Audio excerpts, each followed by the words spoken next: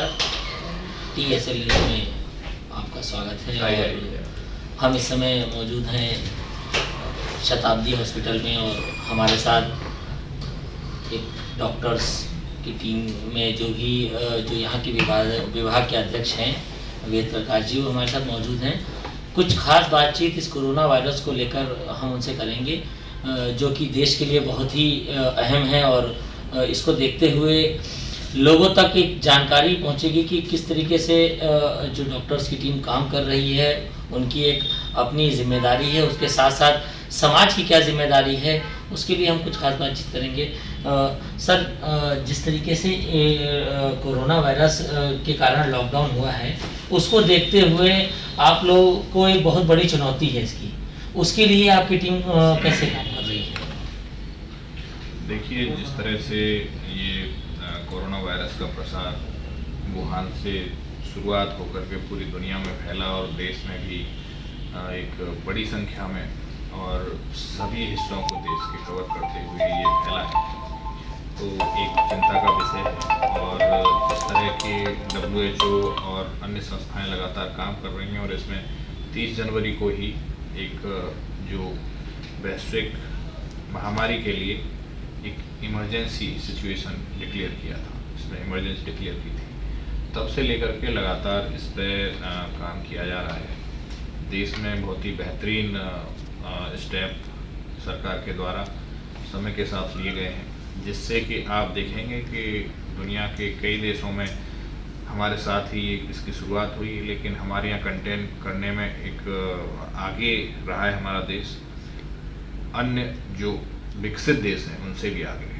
तो मैं कहूँगा कि ये लगातार काम हो रहा है और इसमें 130 करोड़ लोगों की जो जन सहभागिता है, इसका महत्वपूर्ण रोल है जी।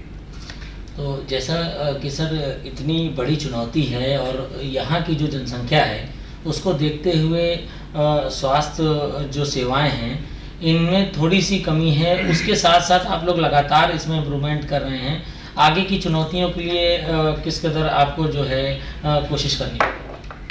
देखिए, जब कोई भी ऐसा अनफोर्सीन इंसिडेंस आता है, कोई ऐसा बड़ा एक नेचुरल कैलेमिटी या कोई एक बड़ा जैविक हमला जिसे कह सकते हैं, ऐसी स्थिति बनती है, तो नेचुरली हम लोगों के पास जो एक रूटीन काम रहता है उसके स्ट्रेंथनिंग के लिए ज़्यादा काम होता है। लेकिन एकाएक एक बड़ी समस्या आके खड़ी हो गई, तो ऐसा तो था नहीं कि इसकी कोई तैयारी थी, दुनिया में कहीं ऐसी तैयारी नहीं थी इसके लिए, तो साथ ही साथ हमले को झेलना भी है और उसके लिए तैयारी भी करनी है। और ख़ास बात यह है कि इसमें जो बचाव है वो बहुत आसान है, बहुत सिंपल जो चीज़ें हैं वो एक बड़ी महामारी को कंट्रोल करने में एक बड़ा योगदान दे सकती है।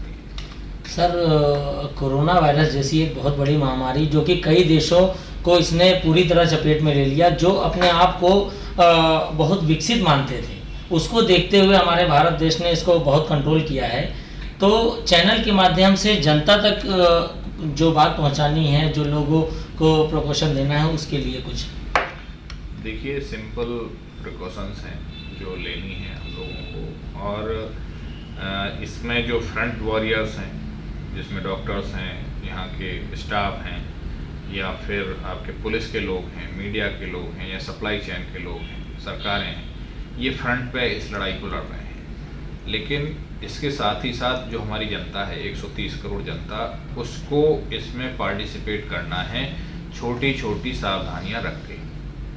तो छोटी सावधानियों में क्या है कि एक तो दूरी बनाना है, इसमें फिजिकल डिस्टेंसिंग या जिसे सोशल डिस्टेंसिंग कहा जा रहा है, ये एक बड़ा कारगर एक उपाय है जो इसके प्रसार को, इसके फैलाव को रोक सकता है। तो उसी के सारे तरीके अपनाने हैं, जैसे आप हाथ मिलाने की जगह नमस्ते करें, या आप जो दूरी है जिससे किसी से भी अगर बात करें तो उसमें या तो मास्क आप लगाएं या फिर चेहरे को कवर करें, अंगूछा से कवर करने की, जैसे हमारे यहाँ पे उत्तर प्रदेश में काफ़ी लोग करते हैं, ये चलन रहा है, बहन बेटियाँ अपने दुपट्टे से करती हैं।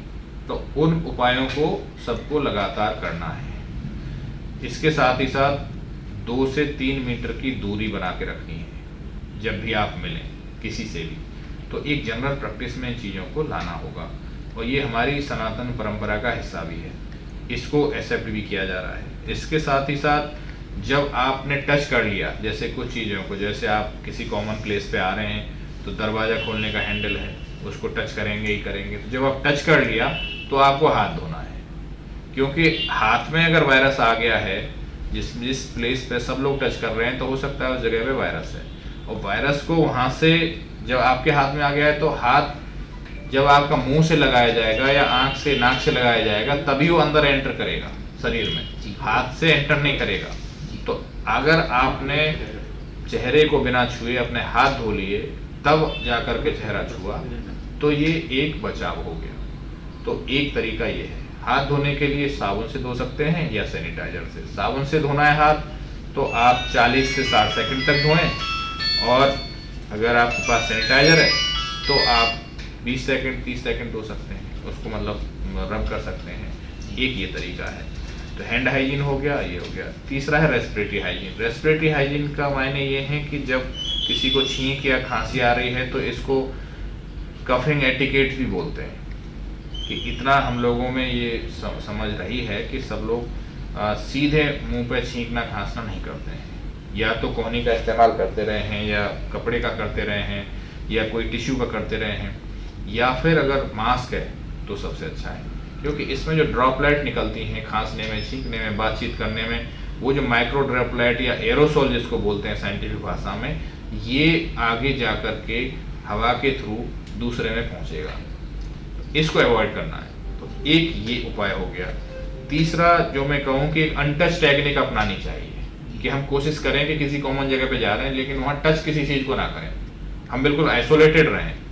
तो उसके लिए एक तरीका ये हो सकता है कि जैसे सभी के घरों में जैसे पेन है, ये सबके घरों में पेन है, जो पेन खराब हो गया है, ख़त्म हो गया है, उसकी रिफिल को निकाल दीजिए, और ये आपको इंस्ट्रूमेंट तैयार हो गया कोरोना के खिलाफ। इससे कैसे करेंगे कि जब भी आपको लिफ्ट में आए हैं तो आपको दबाना है तो आप इसी से दबाइए। कहीं आपको कोई स्विच ऑन करना है, ऑफ करना है, कोई भी काम करना है, कॉमन प्लेस पे कोई कंप्यूटर हैं वो चलाने हैं, कोई अपना देखने के लिए स्टेशन पे अगर जाएंगे आपको कंप्यूटर चलाना हो तो भी इसी से चला सकते हैं। तो ये काम आप इस तरह से करें। तो अनटच रहने के लिए जैसे आप कोई दरवाज़ा भी खोलना है, कोई स्विच ऑन करना है, कुछ करना है, इससे करके फिर इसको सीधे इसमें रख लीजिए। इस पे ये 6 से 12 घंटे में ऐसे ही मर जाता है। अगर इस पर आ भी जाएगा इसकी टिप पे तो 6 से 12 घंटे में ऐसे ही मर जाएगा ये बैक्टीरिया, तो स्टेराइल हो जाएगा। तो इसको आप अपनी जेब में रख लीजिए। तो ये कुछ तरीके हो गए बचाव के। इसके अतिरिक्त मैं कहूँगा कि जो घरों में हैं लोग, उन घरों में चूँकि मरीज ज़्यादातर जो बुजुर्ग हैं या अन्य लोग हैं वो भी आजकल घरों में ही हैं, अस्पताल में कम है। तो घरों में क्या करना है कि जो हाई रिस्क ग्रुप हैं, हाई रिस्क में एक तो ये हैं जो फ्रंट वॉरियर्स हैं जो मरीजों के साथ काम कर रहे हैं। दूसरा हाई रिस्क ग्रुप है जो घरों में है, वो कौन सा है? छोटे बच्चे हैं 6 साल तक के, 58 साल तक के से ऊपर के जो बुजुर्ग हैं, शुगर के, हाइपरटेंशन के मरीज हैं, किसी को फेफड़े की, हार्ट की, लिवर की, किडनी की बीमारियां हैं उसके ग्रस्त मरीज हैं, या कोई किसी का ऑर्गन ट्रांसप्लांट हुआ या कैंसर के मरीज हैं, ऐसे लोग हैं, या प्रेग्नेंट महिला है। ये एक ऐसा ग्रुप है जो ज़्यादातर घरों में है जी। इनको हम लोगों को बचा के रखना है। तो जो प्रिकॉशन हमको लेने हैं उनमें इनको कहीं बाहर ना निकलने दें, पहली बात। दूसरा, अगर किसी को जाना भी है किसी ज़रूरी काम से तो यंग लोगों को प्रिफर करना चाहिए जाने के लिए, क्योंकि यंग लोगों में जो मॉर्टलिटी है वो बहुत ही ना के बराबर है। तो इसलिए मैं कहूँगा कि इन छोटी छोटी चीज़ों का उपाय करते हुए अपना घर में ही इंडोर में एक्सरसाइज का प्लान रखें, वहीं खाना पीना अच्छा रखें, और मानसिक तौर पर स्थिरता रखें, पॉजिटिव एटीट्यूड रखें कि हम लोग इससे निकल पाएंगे, हम इसको जीतेंगे, एक ये रखें। तो ये कुछ ऐसे उपाय हैं। भोजन का जहाँ तक है कि बहुत सारे लोग सवाल करते हैं कि क्या सप्लीमेंट लेने चाहिए। मैं कहता हूँ कि अगर आपकी थाली में 5 रंग हैं खाने में, तो फिर आप नेचुरल, अगर 5 रंग की थाली है आपकी, तो फिर आपको अतिरिक्त कुछ लेने की आवश्यकता नहीं पड़ेगी। फिर भी अगर लगता है जैसे हमारे यहाँ विटामिन डी की कमी है, विटामिन सी है, विटामिन सी के लिए भी सप्लीमेंट ले सकते हैं, डी के लिए ले सकते हैं, विटामिन ई और ये B6, ये तमाम ऐसी चीज़ें हैं जो इसमें इम्यूनिटी को बेहतर करने का एक उपाय है। तो देखिए, छोटी छोटी बातें हैं जो रोज़मर्रा की ज़िंदगी की बातें हैं, उन्हीं को अपनाना है और छोटी छोटी बातों से हम इस बड़ी महामारी को मात दे सकते हैं। जैसा कि आपने देखा कि इस कोरोना वायरस की बहुत जिम्मेदाराना तरीके से एक बात बताई गई और सभी को इस चीज़ को मानना है, क्योंकि अगर ज़िंदगी रही तभी कुछ आगे कर सकते हैं। और इस खास बातचीत में बस इतना ही। विदा लेते हैं।